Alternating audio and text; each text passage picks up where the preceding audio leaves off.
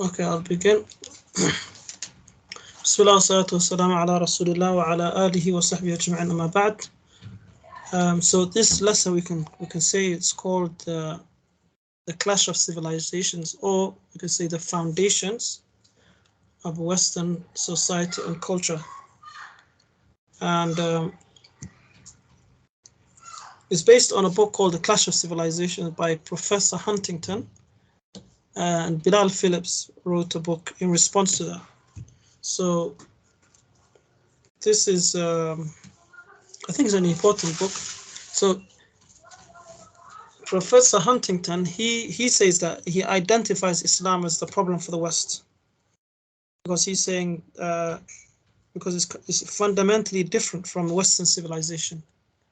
And he says this for two reasons. He says the Muslims have qualities, in his opinion, which makes them different.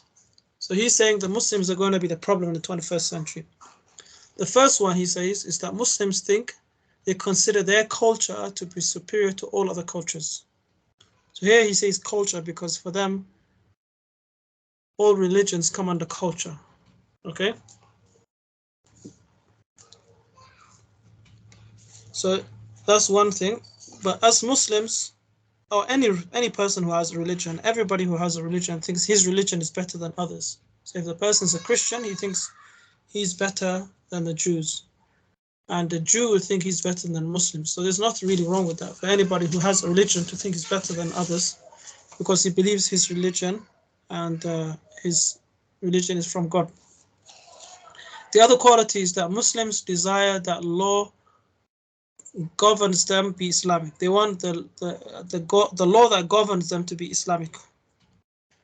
And this is also, there's nothing wrong with that. If you believe in Islam, then you want to practice Islam. So obviously, after colonization, or even during the colonization era, a lot of Muslim countries, they were fighting to be governed by Islam, and not by the British or other empires.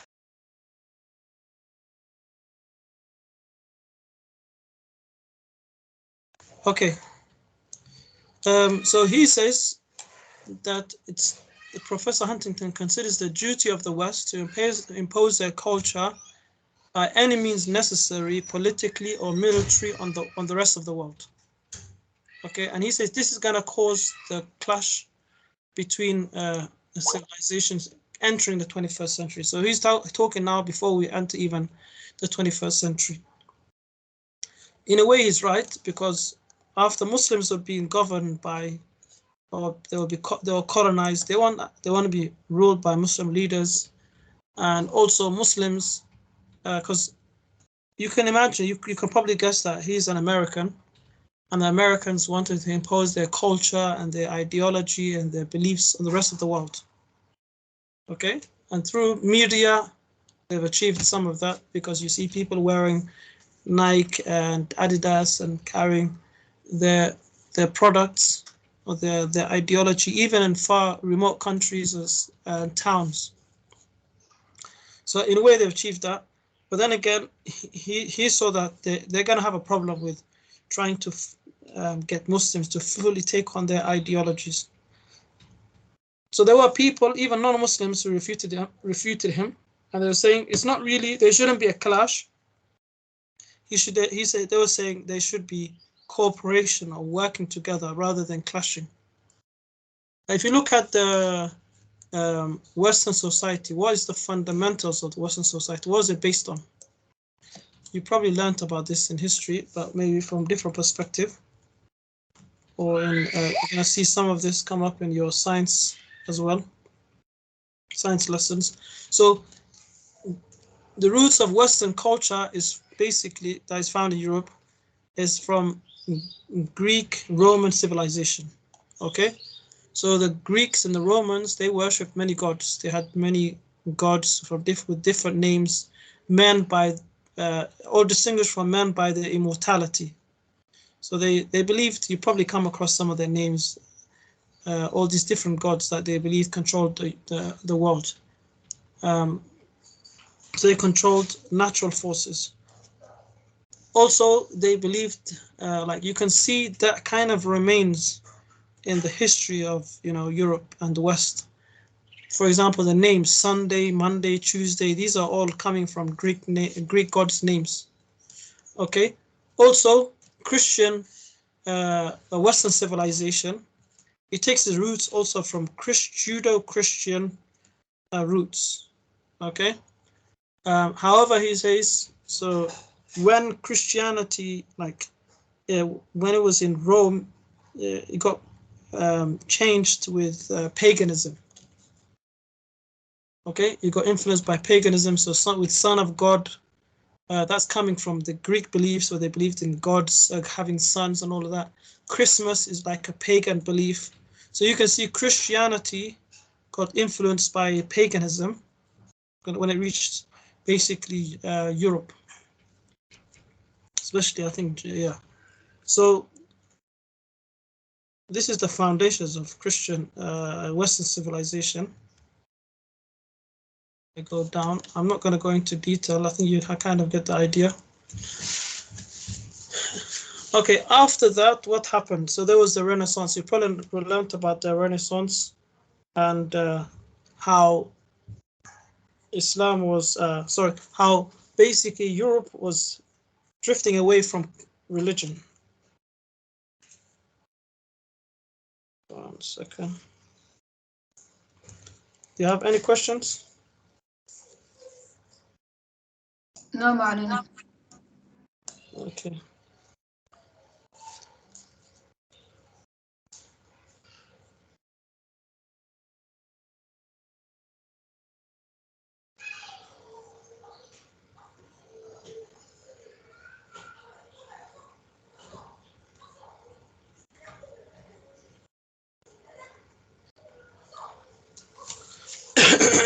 Okay, so the Renaissance or the rebirth. So this is what Europe went through. Before they were in the Dark Ages, and then they were shifting away from the Catholic belief, okay? And they were moving towards scientific inquiry and reform. So at the beginning, church was ruling, and for them, that was the Dark Ages. So when they were in the Dark Ages, Muslims were not in the Dark Ages. So Muslims in Andalus and other parts of the world, they were developing science, they were translating the Greek literature, the Latin literature. They were developing on the sciences that was basically what people before, the progress that they made in scientific inquiry. But for the Christians, they didn't want, the church didn't want people to look into the science books and all of that. So during this time, there were two new movements. There was a movement by Martin Luther, and Calvin. So they were Protestants. Okay, so they was rejecting Catholicism. They were becoming Protestants. And then on the other hand, you had people who rejected the religion all completely. So they're becoming atheists, like Hume. And then you had Galileo doing some observations of the heavens or the sky with his telescope.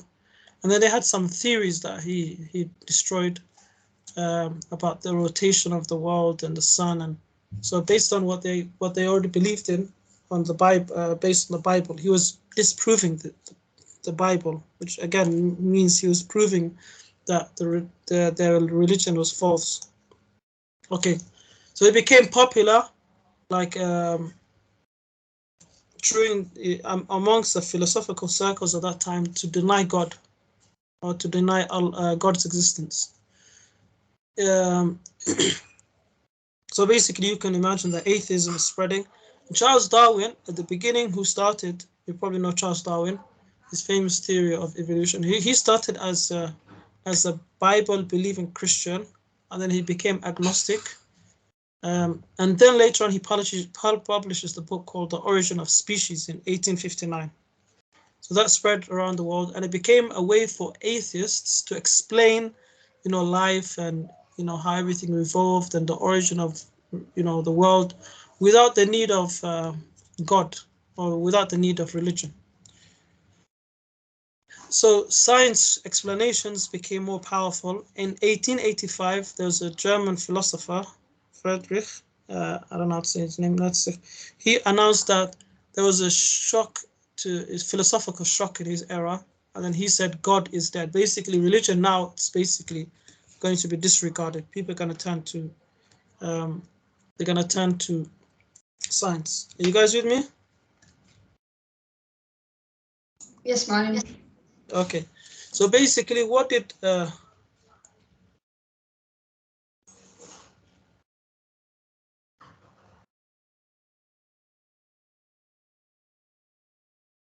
okay, so Darwin, we all know what Darwin believed in. He believed that people came from apes, so they evolved. And he also believed in natural selection, and you can say also the survival of the fittest. So this had implications through Europe, and it was one of the reasons why there was this colonization, because the Europeans, they believed that they were better than other societies or civilizations. They were less developed. So imperialism, or colonization. So the imperialists believed that they were better. Okay, they were basically they were at the top, and they were the best.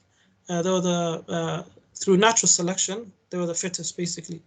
Karl Marx as well, who's a socialist, he believed that all struggles of humans was economical, haves and have-nots, and people are with empty stomachs and full stomachs, and it's a class struggle.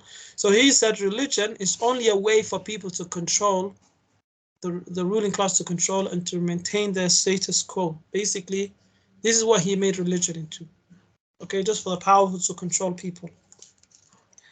So they were both atheists. So Darwin is an atheist, Karl Marx atheist, Hume atheist, and this caused obviously people to shift towards what we're going to see, secularism and separation of the church and government. But anyway, also there was democracy. So what is democracy? Democracy in ancient Greece, it meant the rule of the people. Okay. But then again, here in Athens, the slaves and women, they were not allowed to vote. And so that's 20 or 30% of the citizens were not allowed to vote. So Bilal Phillips also says you can see that even people say there's democracy, but at the end there's always people at the top who are controlling everything. So it's not really democratic in a way. So he says that anyway, the principles of democracy is based on three. The first one is equality. We talked about how equality, they say that everybody's equal, men and women, regardless of race, color, nationality, religion. But the only common trait is that they all have the ability to reason. Okay. Now, we also believe, we don't really believe, we believe everybody's equal in the sight of Allah, but we believe more in justice, that Allah is just. And remember we talked about women's rights and why Allah gives, for example, one individual more than the other one based on his needs. And we talked about how they all complement each other. Men and women complement each other. They have different roles. So Allah is just between them, but it doesn't mean we don't believe that they're equal in every aspect. They're equal in sight of Allah, but we use justice as a better word. That Allah is just towards them, but they're equal in sight of Allah. Okay, then another principle is that they believe in rational empiricism. So basically human reason experience, that, through reason and logic, this is how basically they rule people. They believe the most important thing for them is the aql and the mind, not a revealed book or law from God. Okay. The third one is discussion and consent. So this is how they make decisions in a democratic society. And they believe that there's no absolute truth. So we believe Allah is true, the Quran is true, but for them, everything is debatable. And you have the free to express yourself, so you can challenge anything. And then at the end, the majority's vote is what becomes law. So that's why homosexuality 100 years ago, it was banned, but now it's the norm, it's encouraged, because the law changes on what people want. So that's obviously against Islam. So what is the solution? What's the alternative to Western society? So the alternative to Western society and culture is Islam. And they see that as a threat because at the end it's only going to be Islam and atheism. They've got rid of all the other religions. They proved that it scientifically doesn't make sense and all of that. Okay, but Islam, as Muslims, we can benefit from the West, just like Muslims benefit. The West benefited from the Muslims. We can benefit from them, so we don't disregard everything. There's common grounds basically between us. There's common grounds. So, for example, democracy, there's something like that in Islam. There's capitalism, economics, there's Islamic finance. So we have an alternative for everything.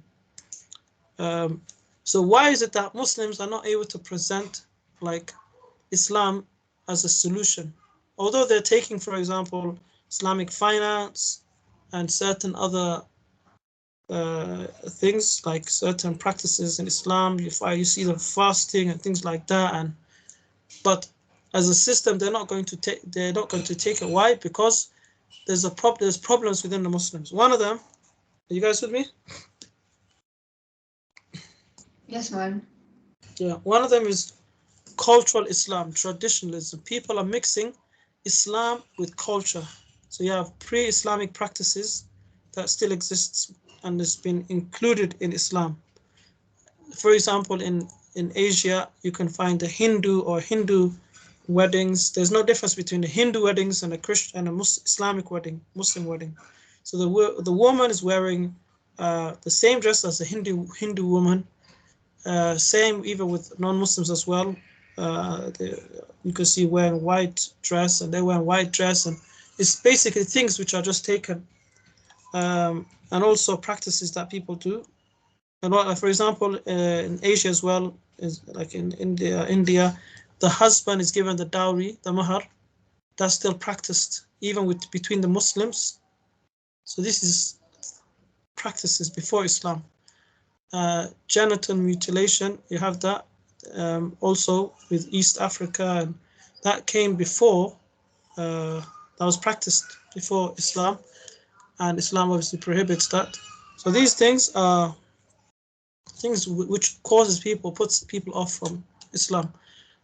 They have adopted practices like the Prophet's birthday, grave worship. They take this from other religions, or celebrating the Prophet's birthday. It's like Jesus, like celebrating Jesus' birthday, and exists in, for example, in Sufism or religious innovations. That's another reason why people don't like Islam, because it's mystic.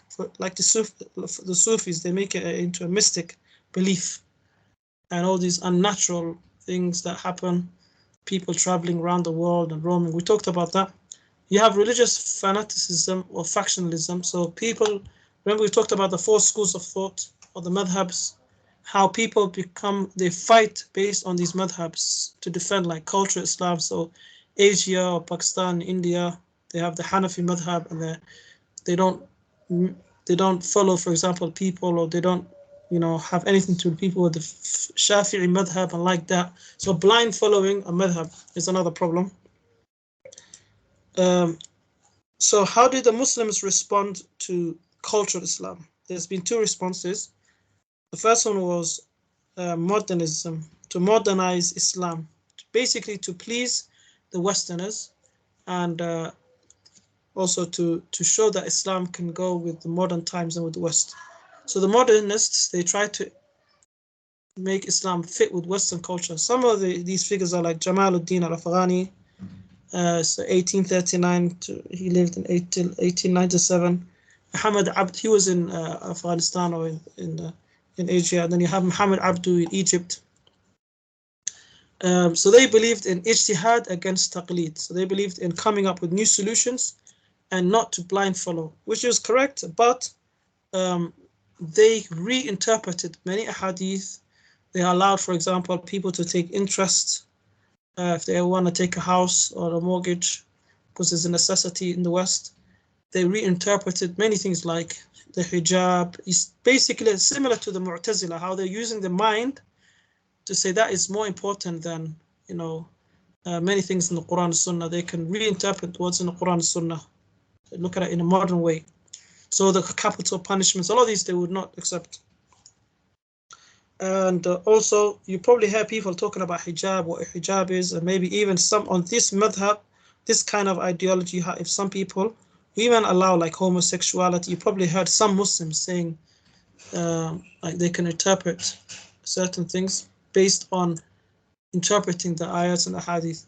Okay, you have the next response, the other response, which is the orthodox response, which is people who say we're going back to the Quran and Sunnah, which is correct. But you might find some people who are basically blind following the madhab, but the correct way is to go back to the Quran and Sunnah. This is also all Muslims, a lot of the Muslims will be included under this one. So there have been some movements. You've probably come across them like Ikhwan Muslimin. Are you guys with me? Yes, Ma'alan. Okay. So there were some movements. A lot of these movements came about to, go fight against colonization and to kind of revive the Muslims. So there's a movement called Ikhwan Muslimin. The founder was Hassan al-Banna in Egypt, and Abdul Ala al-Mawdudi, so lived 1903 to 979. So their main aim was to establish Islamic state, to replace the existing colonial and neo-colonial administration. So they believed that the Europeans and the West, they left like puppet leaders to rule the Muslims, and they wanted to get rid of these people. So their priority, the Ikhwan Muslim, was to have to get as many people as they can to follow their ideology. And a lot of them, like in Egypt, they got persecuted, so they fled to the UK. So you find some of these, which was a response, but it wasn't the correct response. It was a response, but it was not correct response. So you'll find, for example, UK Mission, for example, the West Ealing Masjid, they followed Ikhwan Muslimin. So there's no difference really between us, but it's just a focus, which their focus was on. I don't know if you remember when Egypt, they chose an Ikhwani Muslim leader. Okay, and then later on they got rid of him quickly. I think he even died in court as well, if I remember his name. So this was, so you find they have involved a lot in politics, but probably it wasn't. So Islam has all of this, but it doesn't focus on only one of them. Another movement is the Tabligh movement. Okay, so they don't get involved in politics. They were founded in India by Maulana Muhammad Ilyas, and his main focus was to bring Muslims back to the mosque, because during the colonial years of rule, the Muslims were leaving the masjid. So the Tablighi movement was just to bring people back to the masjid, which is also correct, but there's a lot of bid'ah that they fall in, like their books have a lot of bid'ah, and like they have to go out for 40 days specifically. So as Muslims, you can go out to give da'wah, but then you shouldn't neglect other duties. And the people who are giving da'wah as well, they should have knowledge. So this is some of the problems that they had. But still, with all of them, we work with all of them. They're still our brothers, but it just shows you these movements had different ways of looking at things. And then you have the Salafi movement, which is calling people to the correct aqidah, and this is the correct way to revive the Muslims. So if they practice the Quran and Sunnah, then they will become strong, and that should be the focus. Allahu A'lam. So the solution is not to boycott any of these groups, any of these movements, but to work with all of them and to call people to the correct way, to the Quran and Sunnah. So also, Imam Malik, said the only way this ummah will become stronger is if and reform itself. It's by looking at the first generations, like the Sahaba and those who followed them, how they were reformed, and we can only be reformed in that way. So he says the latter part of this nation will not be able to reform itself successfully except by using what reformed its earlier parts. So whoever fixed the Sahaba and the 3 generations after them will fix us. And what they did was they were following the Quran and Sunnah. Okay, and according to the understanding of the Sahaba radiallahu anhum, and like the understanding of the great companions, especially the 4 Khalifas. And this is what we're supposed to be doing. This is the way to reform Islam, to bring it back to how it was. Wallahu a'lam. Any questions on this? So you can, if you want to, you can read the book. It's a very nice book, the book written by Bilal Phillips. Inshallah, I'll put it into the Google Classroom. And this is like a summarization, but it just shows you Western civilization, like the foundations of Western civilization, or what's based on now. It's, for them, actually, secularism is more important than democracy. So they would, like, for example, France now, they're forcing women not to wear hijab. So, but democracy says you can practice your religion, and you have the freedom to practice religion. So secularism is more important to them than democracy, basically. If you understand it that way. So at the end of the day, you will find many people who will be accepting Islam, and many people will become atheists. And as a Muslim, your iman has to be stronger, so you don't get influenced by the atheism. Wallahu alam. Any questions? No, Marlon. Okay, inshallah. That's fine. I think I went over the time. We'll continue next lesson, inshallah. Jazakallah khairan. جزاك الله خير أبو علي. سعد. أيوه. عليه الصلاة والسلام.